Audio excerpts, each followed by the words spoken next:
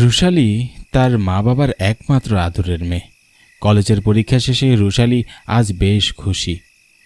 পড়ার চাপটাও আর নেই। সময় কাটছে না বলে গল্পের বই পড়ছে সে। বেশ উপভোগ করছে বইটি। এত সুন্দর কাহিনী, আমাকে তো একবার সেই বাড়িতে যেতেই হয়। বইয়ে স্পষ্ট লেখা আছে অলন্দপুরে এই মঞ্জুলিকার বাংলো বাড়িটি অবস্থিত। আজ দাদা আসলে তাকে বলে আমি সেখানে নিয়ে যাব। এত সুন্দর করে লেখা আছে, সেই বাড়িটির বৈশিষ্ট্য যেন না গেলে মনটা কিছুতেই মানবে না। পরীক্ষাও শেষ, বেশ কয়দিন হাতে ছুটিও আছে।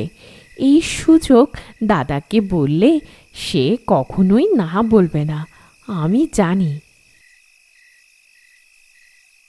রুশালী ছোট থেকেই শহরেই বড় হয়েছে। গ্রামে যে খুব একটা গিয়েছে তা নয়। তাই বইয়ে গ্রামের বৈশিষ্ট্য আর বাংলো বাড়ির সৌন্দর্য সম্পর্কে পড়ে নিজের মনকে সে আর সামলাতে পারছে না। তার মন শুধু যাই যাই করছে সেই বাংলো বাড়িতে। দাদা যে কখন আসবে আর যে ভালো লাগছে না। দাদাকে না রাজি করানো পর্যন্ত শান্তি হবে না। কেবল তো 8:30 দাদার আসতে আরো 1 ঘন্টা। ধুর, ভালো লাগে না। সময়ের সাথে সাথে যেন রুশালীর আগ্রহটা আরও বাড়ছে। কিছুতেই শান্ত হতে পারছে না। বারবার ঘড়ির দিকে তাকিয়ে দেখছে কটা বাজে, কিন্তু ঘড়ির কাঁটা যেন আর নড়ছেই না। 1 প্রহরেই থমকে গিয়েছে। এদিকে রুশালীও পথ চেয়ে বসে আছে কখন তার দাদা আসবে। মনে মনে প্রার্থনা করছে যেন আজ তাড়াতাড়ি কাজ শেষ করে সে বাড়ি ফিরে আসে। দরজায় ঠকঠকের আওয়াজ শুনে রুশালী নড়ে চড়ে ওঠে। সে বুঝে গিয়েছে এটা আর কেউ নয়, তার দাদা এসেছে। তার মনস্কামনা এত তাড়াতাড়ি যে সফল হবে সে ভাবতেই পারেনি। তাই সে উদ্গ্রীব হয়ে দরজাটি খুলল।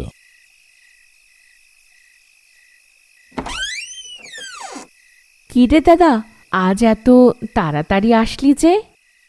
কি বলবি বল, তাড়াতাড়ি কাজ শেষ হয়ে গেল তাই চলে আসলাম। ভাবলাম তোর পরীক্ষা শেষ, তোর সাথে আড্ডা দেওয়া যাবে, তাই আর বাহিরে সময় দিলাম না। বাবা, তাই নাকি? দরজার সামনে দাঁড় করিয়ে রাখবি। আরে সরে দাঁড়া, আমি ভিতরে যাব। ও মা, ভুলেই গিয়েছি। ফ্রেশ হয়ে আমার ঘরে আয়, কথা আছে।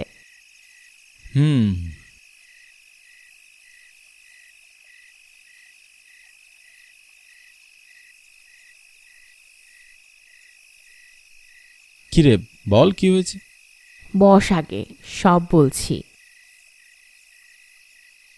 আমি আজ পরীক্ষা শেষ করে বাড়ি এসে একটা গল্পের বই পড়ছিলাম।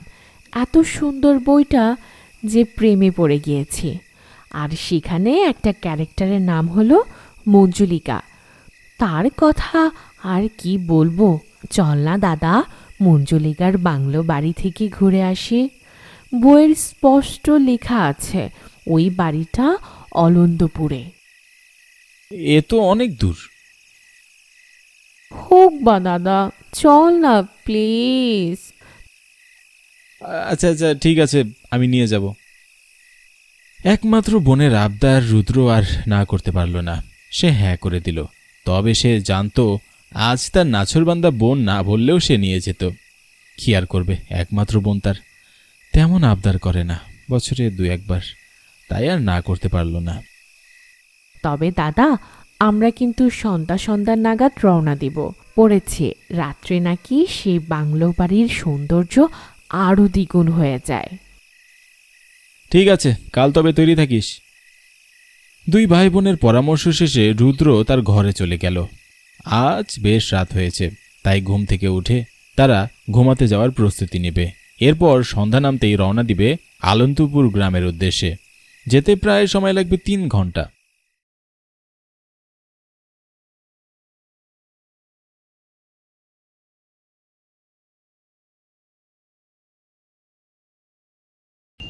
বেশ তাড়াহুড়ো থাকায় তারা কোনো মতে রিক্সা নিয়ে স্টেশনে এসে ট্রেনে উঠে পড়েছে।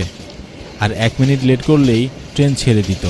ভাগ্যের জোরে আজ যেতে পারছে। তারা জানতো ট্রেন আসবে 7টায়, কিন্তু হুট করে রুদ্রের খেয়াল হয় আজ ট্রেন 6টায় আসবে, তাই তাড়াহুড়ো করে সে চলে এসেছে। তবে তাদের আনন্দপুর পৌঁছাতে পৌঁছাতে 9টা বেজে যাবে, আর রাতে একটি ট্রেন আছে 12টায়, তাই আর কি নিশ্চিন্তে তারা যেতে পারছে। একটু ঘুরেই আবার চলে আসতে পারবে।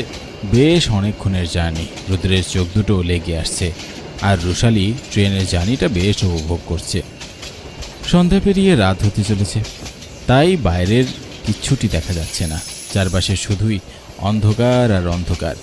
এইদিকে রুশালের মনে বেশ আনন্দ, অবশেষে তার ইচ্ছাটা পূরণ হচ্ছে, আর কিছুক্ষণের পথ পেরোলেই তার স্বপ্নের মতো বাড়িটি সে দেখতে পাবে। এসব ভাবতে ভাবতে কখন যে স্টেশনের সামনে এসে পৌঁছেছে টেরই পায়নি। সময় যেন তাড়াতাড়ি কেটে গেল।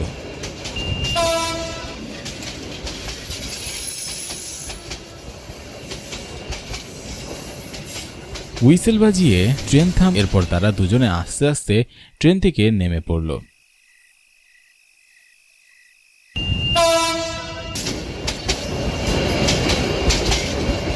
স্টেশন থেকে নামতেই দেখে আশেপাশে কেউ নেই, ফাঁকা জরাজীর্ণ একটি জায়গা। খুব সম্ভবত তারা এমন দৃশ্য দেখেছে বলে মনে হয় না। কি রে দাদা, চল, দাঁড়িয়ে পড়লি যে? দেখছিস না আশেপাশে কোনো গাড়ি নেই? ইস, তুই তো বড্ড গাধা। এত রাত্রে কি আর গ্রামে গাড়ি পাবি তুই? হেঁটেই যেতে হবে, চল তাড়াতাড়ি। ঠিক আছে, তুই পচিনিস তো? বইয়ে পড়েছি, চল।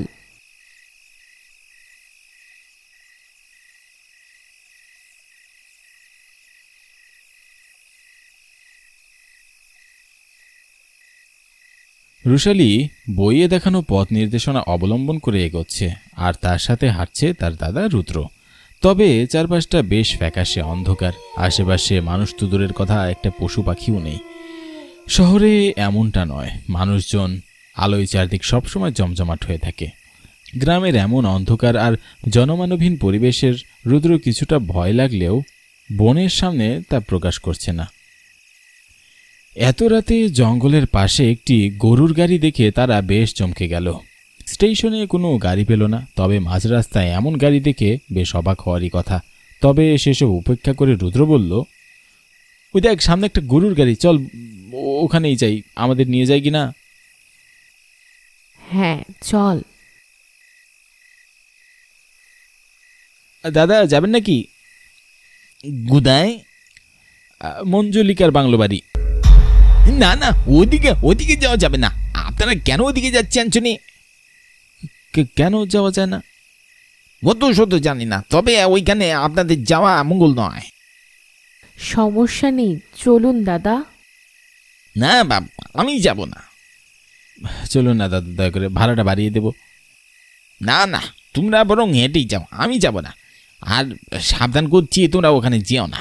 কেউ যায় না ওখানে, কেউ না। আচ্ছা, হেঁটেই যাই তবে। আচ্ছা উঠো, তবে বিপদে বললে কিন্তু কারো সাহায্য পাবে না, মনে রেখো।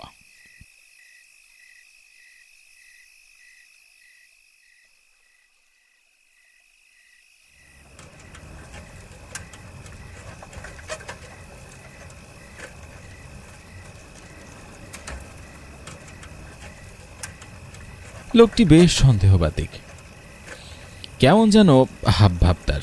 এই গরমেও আপাদমস্তক ঢেকে রেখেছে নিজেকে চাদরে। এমনিতে এই অন্ধকারে কিছুই দেখা যাচ্ছে না, সেখানে আবার চাদর মুড়ি দিয়ে কি যে দেখছে কে জানে। তবে সে বারবার নিষেধ করছে যেন মঞ্জুলিকার বাংলো বাড়িতে আমরা না যাই। কিন্তু কেন? লোকটি কেনই বা এমন অপরিচিত মানুষকে এইভাবে নিষেধ করবে?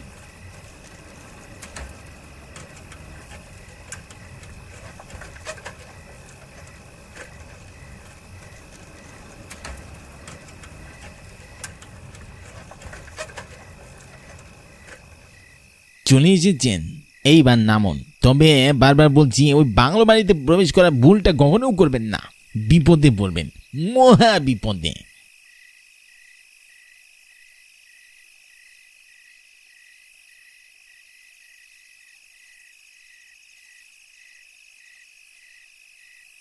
গাড়িটিতে করে আসতে বেশ সময় লাগলো না তাদের। অল্প কিছুক্ষণের মধ্যেই তারা পৌঁছে গেল। দুই ভাই বোন এখন হাঁটছে ভিতরে প্রবেশ করার জন্য।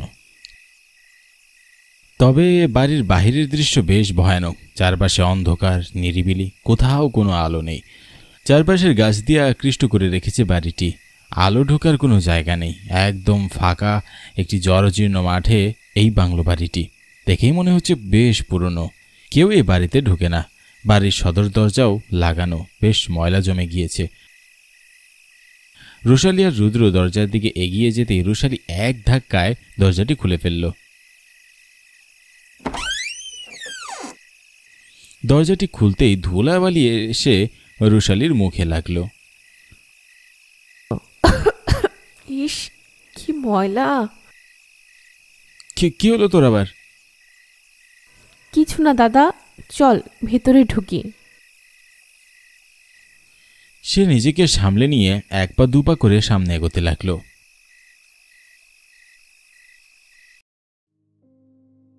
বাহির থেকে অন্ধকার দেখালেও ভেতরটা বেশ জাঁকজমক।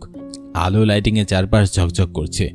ভেতরে এত সুন্দর জায়গা আছে বাহির থেকে বোঝা মুশকিল, কিন্তু এই লোকটির কথা যেন তাদের মাথা থেকেই যাচ্ছে না। এত সুন্দর জায়গাকে তিনি কেন ভয়ানক বললেন? হঠাৎ করে নূপুরের ঝমঝম আওয়াজে তারা হকচকিয়ে উঠল। তাদের মনে এক ভয়ের সঞ্চয় ঘটল। বইটিতে তো স্পষ্ট লেখা ছিল এই বাড়িতে কেউ থাকে না, তবে নূপুরের শব্দ কোথা থেকে আসছে? তবে লোকটির কথা কি সত্য? বাড়িটি তো পরিত্যক্ত, তবে এটা কিসের আওয়াজ? এ বাড়িতে তো শুধু মঞ্জুলিকা থাকতো, তার প্রেমিকের সাথে। আর তো কেউ এখানে থাকে না, তাহলে এ কি করে সম্ভব? তারা ভীষণ ভয় পেয়ে গেল। চুপচাপ দাঁড়িয়ে রইল এক কোনায়। হঠাৎ লাল টকটকে শাড়ি পরে তাদের সামনে একটি মেয়ে উপস্থিত হয়। তারা ভয়ে চমকে ওঠে। তাদের হাত পা থরথর করে কাঁপতে থাকে। এতক্ষণ তাদের চোখের সামনে কেউ ছিল না, তাহলে আচমকা এই মেয়েটি কোথা থেকে আসলো? কে তুমি?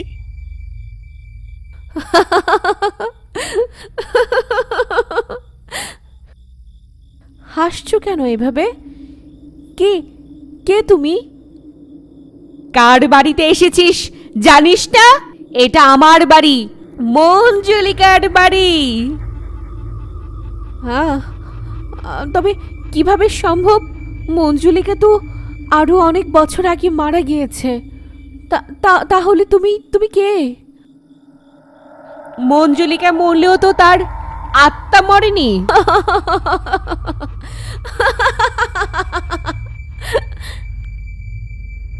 মঞ্জুলিকার হাসিটি যেন বারবার প্রতিধ্বনি হয়ে বাড়িটিতে বাজছে। তারা তার অট্টহাসির কারণে ঠিকমতো নিঃশ্বাসও নিতে পারছে না। ভয়ে হাত পা কাঁপছে, গলা থেকে স্বর বেরোচ্ছে না। আস্তে আস্তে যেন তাদের পায়ের নিচে থেকে মাটি সরে যাচ্ছে। তোদেরকে নিষেধ করা সত্ত্বেও তোরা বাধা মানিসনি। তবে আজই তোদের শেষ দিন। আজই তোদের প্রাণ যাবে আমার হাতে। না, এ হতে পারে না। আমাদের ক্ষমা করে দাও, আমরা চলে যাচ্ছি এখান থেকে, এক্ষুনি চলে যাব। আজই তোদের প্রাণ যাবে আমার হাতে। এ বাড়িতে ঢুকলে যে আর কেউ সহজে বের হতে পারে না। আমাদের দয়া করে ক্ষমা করে দাও। আমরা আর কখনো এখানে আসবো না। না, তোদের বারবার আমার প্রেমিক নিষেধ করার পরেও তোরা দুজন এত বড় স্পর্ধা দেখিয়েছিস। তোদের তো তার ফল পেতেই হবে।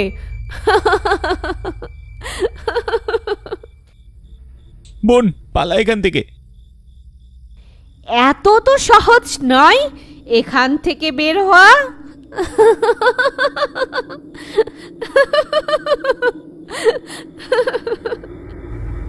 সাথে সাথেই তাদের হৃৎস্পন্দন থমকে গেল।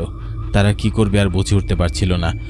অন্যদিকে মঞ্জুলিকাও তার মতো করে এক পা দুপা করে তাদের দিকে এগিয়ে আসছে। দাদা, সে আমাদের দিকে আসছে। পালাও, পালাও এখান থেকে। তারা জীবনের সবচেয়ে ঝুঁকি নিয়ে দুজনেই প্রাণপণে দৌড়াতে লাগলো। পিছন থেকে তাদের কানে ভেসে আসছে, খবরদার, এই বাড়ি থেকে বের হবি না। আজ তোদের আমি মেরেই ফেলবো, ঠিক যেমন করে আমাকে মেরেছিল। তারা আর কোনো কথা কানে নেয় না, তারা প্রাণপণে ছুটতে লাগে। দরজাটি এক ধাক্কায় খুলে তারা বাড়ি থেকে বের হয়ে আসে, আর মঞ্জুলিকা তাদের পিছে আসতে পারে না। তার আত্মাটি শুধু ওই বাড়ির সদর দরজা পর্যন্ত আবদ্ধ। তারা দৌড়াতে দৌড়াতে বাড়ি থেকে অনেক দূরে চলে আসে, কিন্তু তারা আর সেই গরুর গাড়িটিকে দেখতে পায় না। গাড়িটি কোথায় গেল? জানি না দাদা, তবে শুনলি না সে কি বলল? এই লোকটি নাকি তার প্রেমিক, মানে সেও মারা গিয়েছে দাদা। তার মানে আমরা সেই ভূতের গাড়ি করে এই রাস্তায় এসেছি। রুদ্র যেন এখনো কাঁপতে থাকে। তার যেন বিশ্বাসই হচ্ছে না তারা এত কথা ভূতদের সাথে বলেছে।